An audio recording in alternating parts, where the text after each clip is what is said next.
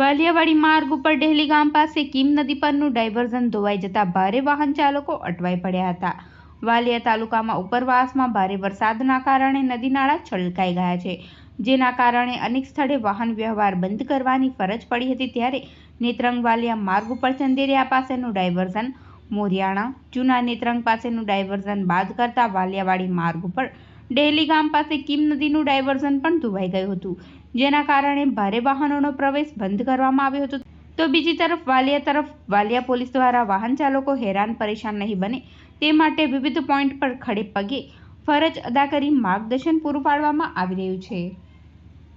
હું ડેહલી ગામનો સામાન્ય નાગરિક સંજય વસાવા.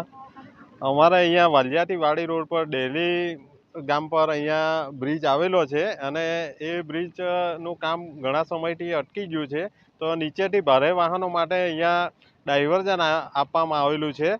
તો 2 વર્ષથી હજુ બી આ પુલનું કામ ચાલુ નહીં થયું અને ઉપરવાસમાં વધારે વરસાદ પડવાથી પહેલા જ વરસાદમાં આ ડાયવર્ઝન અત્યારે હાલ ધોવાઈ જાય એવી પરિસ્થિતિમાં આવી ગયું છે અને ઉપરથી પાણી ચાલે છે.